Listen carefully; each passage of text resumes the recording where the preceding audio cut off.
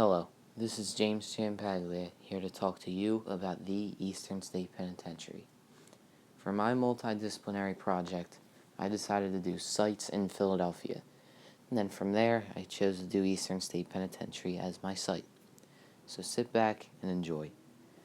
In 1787, a group of famous Philadelphia men met at City Hall, which was the home of Benjamin Franklin at the time. They did this to discuss their concern for prisons that currently existed and were generally unreliable. At this meeting, Dr. Benjamin Rush proposed the idea of building the world's very first true penitentiary. The goal was to mend the Commonwealth of Pennsylvania and to change the whole way of imprisonment in these days in many ways. Just the idea of the prison changed everything, which is why it took more than 30 years just to even convince the state to start constructing it. Most 18th century prisons were just large holding pens with abuse and other physical punishments being given to prisoners by bigger authorities at the prison. But Eastern State abandoned ill treatment and corporal punishment and was more of a Quaker or Christian-inspired prison.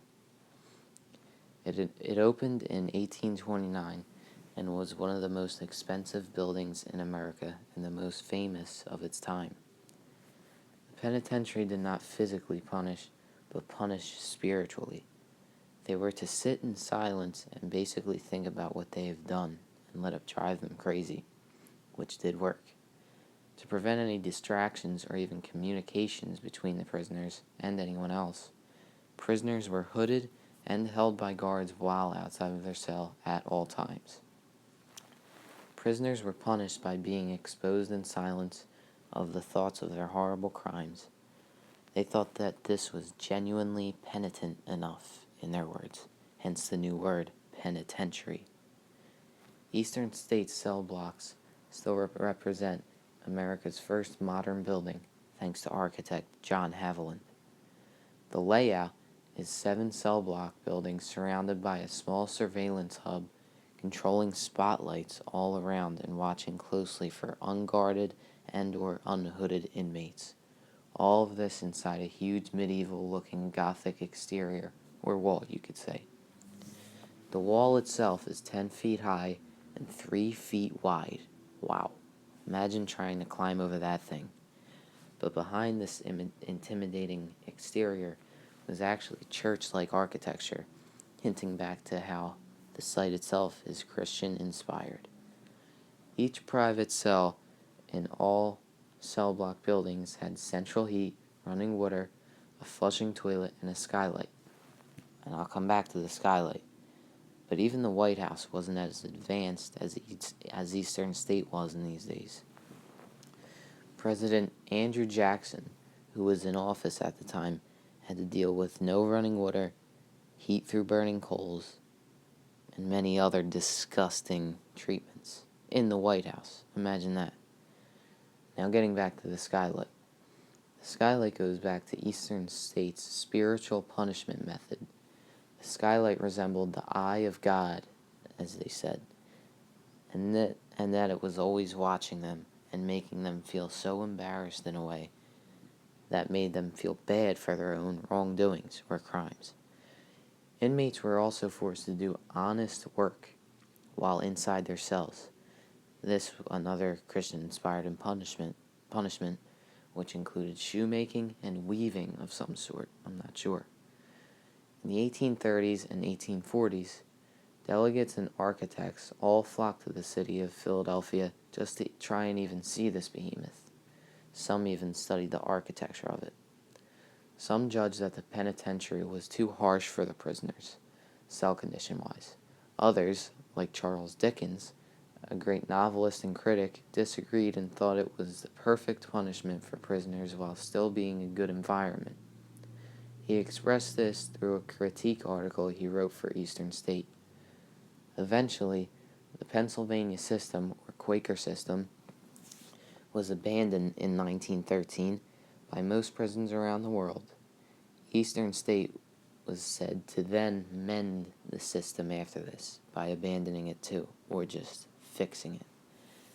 Prisoners now received different cells with different layouts. They also had mirrors that helped with surveillance, eye holes when being hooded, and they were allowed to exercise silently and briefly with other inmates.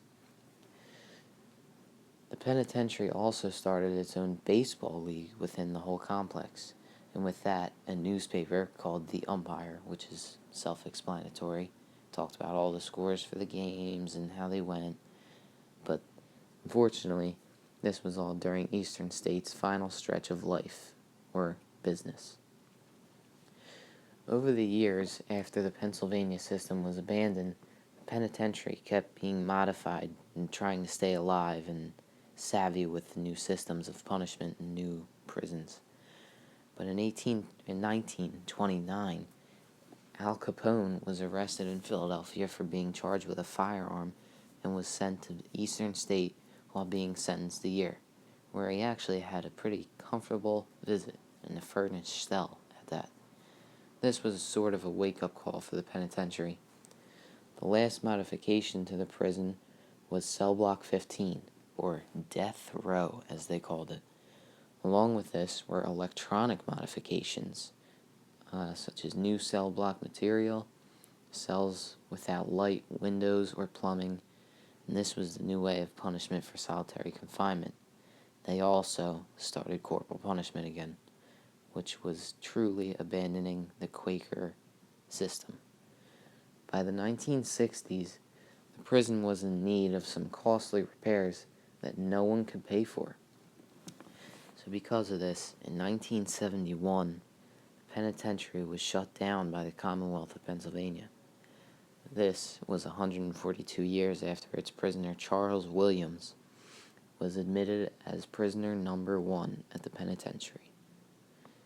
In 1980, the site was bought by the city of Philadelphia to be reused or redeveloped. But unfortunately, this plan was aborted in 1988 because of inappropriate reuse proposals.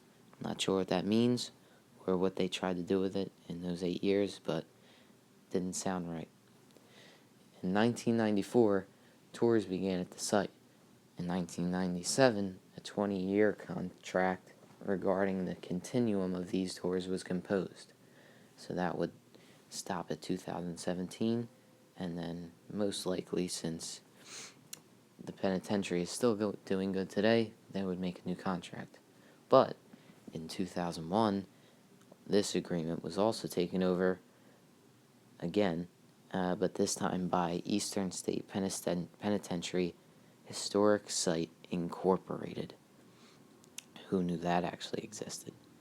And the site has been used as a tourist attraction ever since.